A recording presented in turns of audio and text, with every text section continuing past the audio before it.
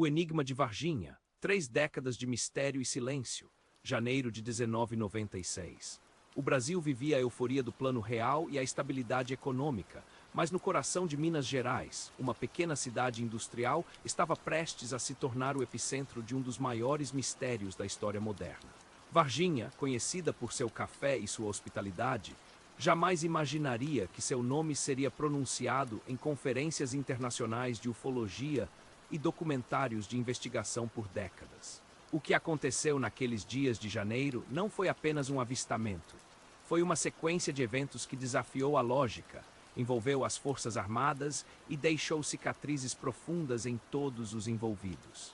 Tudo começou oficialmente na tarde de 20 de janeiro, um sábado abafado. 3 jovens, as irmãs Liliane e Valquíria Silva, e sua amiga Kátia Xavier, decidiram cortar caminho por um terreno baldio no bairro Jardim Andere. Elas voltavam do trabalho e de compromissos rotineiros, conversando sobre o dia a dia, quando algo paralisou o grupo. Agachada junto ao muro de tijolos, estava uma criatura que não pertencia a este mundo. A descrição, dada sob choque poucas horas depois, tornou-se icônica. Um ser de aproximadamente 1,5 metros de altura, pele marrom escura, viscosa e brilhante, como se estivesse coberta por óleo. Mas o que mais aterrorizou as meninas foram os olhos, enormes, vermelhos e sem pupilas, que pareciam brilhar com uma intensidade sobrenatural. Na cabeça, 3 protuberâncias ou chifres completavam a fisionomia alienígena. Parecia que estava sofrendo, relatou Liliane anos depois. A criatura estava encolhida, com os braços entre as pernas, e não emitiu som algum. O pânico foi imediato. As 3 fugiram aos gritos, acreditando terem visto o próprio demônio. Ao chegarem em casa, a mãe das irmãs Silva, Dona Luísa, inicialmente cética, foi até o local e encontrou apenas uma marca no chão e um cheiro forte, semelhante a amoníaco ou enxofre. O relato das meninas, no entanto, foi apenas a ponta do iceberg. Enquanto elas corriam para casa, a cidade já estava sendo silenciosamente cercada por uma operação militar de proporções inéditas. Relatos de moradores e pesquisadores sugerem que a movimentação começou muito antes do encontro no Jardim Andere. Na madrugada de 20 de janeiro, o casal de produtores rurais Eurico e Gualterina Rodrigues afirmou ter visto um objeto voador não identificado sobrevoando sua fazenda, a poucos quilômetros de Varginha. O objeto era silencioso, não tinha luzes convencionais e parecia estar em dificuldades, soltando uma fumaça cinzenta. Horas depois, caminhões do Exército Brasileiro, vindos da Escola de Sargentos das Armas ESA, em Três Corações, foram vistos entrando na cidade. Testemunhas afirmam que o Corpo de Bombeiros também foi acionado para capturar um animal estranho em um barranco naquela mesma manhã. A operação militar é o ponto mais controverso do caso Varginha. Ufólogos como Vitório Pacaxini e Ubirajara Rodrigues, que chegaram à cidade dias depois, começaram a coletar depoimentos de militares que, sob condição de anonimato, descreveram uma logística complexa de transporte de cargas biológicas. Segundo essas fontes, pelo menos 2 criaturas teriam sido capturadas, uma pelos bombeiros na manhã do dia 20 e outra pela polícia militar à noite. Essas criaturas teriam sido levadas inicialmente para o Hospital Regional de Varginha e, posteriormente, para o Hospital Humanitas, que possuía equipamentos mais modernos. Médicos e enfermeiros relataram, anos depois, que alas inteiras foram isoladas por homens armados e que um odor insuportável tomou conta dos corredores. O mistério ganhou contornos trágicos com a história de Marco Eli Xerezi. Xerezi era um jovem policial militar de apenas 23 anos, saudável e atlético, que fazia parte do serviço de inteligência da PM. Segundo investigações independentes, ele teria sido um dos oficiais que participou da captura da segunda criatura na noite de 20 de janeiro. Relatos indicam que ele teria tido contato físico direto com o ser, segurando com as mãos nuas para colocá-lo em uma viatura. Poucos dias depois, Xerezi começou a apresentar sintomas estranhos.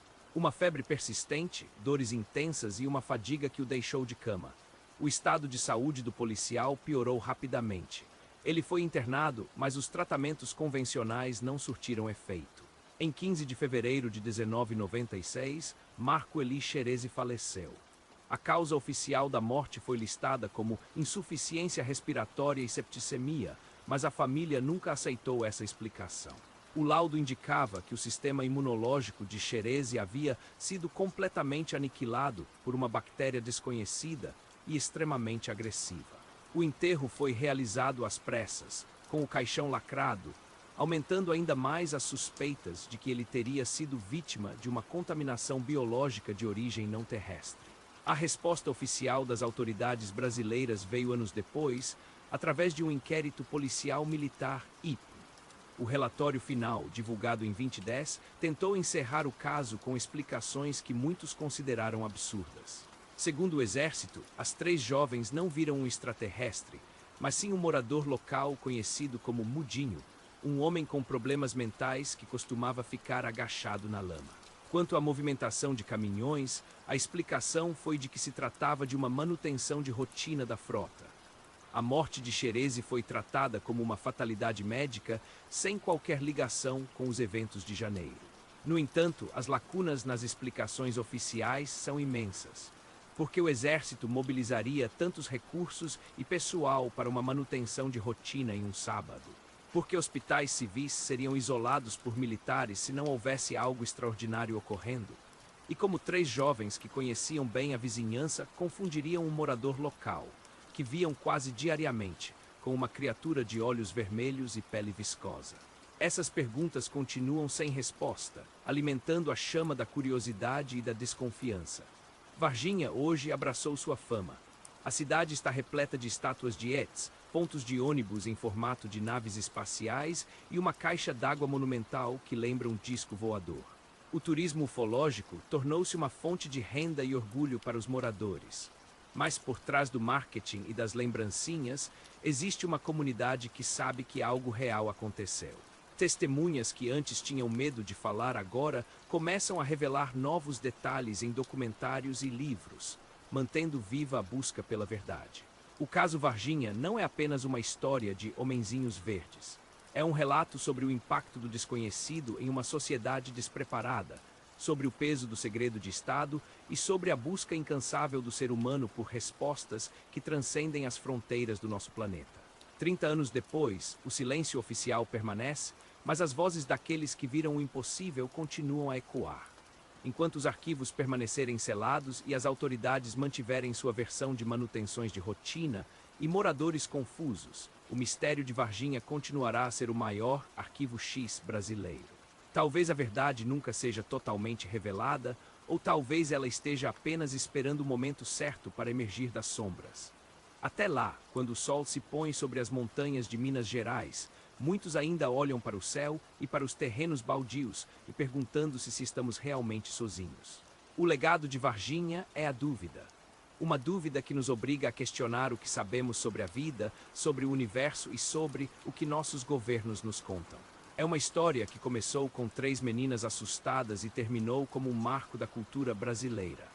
O ET de Varginha pode ter partido, mas sua presença ainda é sentida em cada esquina da cidade, em cada documento censurado e em cada olhar curioso que busca o infinito. A verdade está lá fora, mas em Varginha ela pode estar muito mais perto do que imaginamos.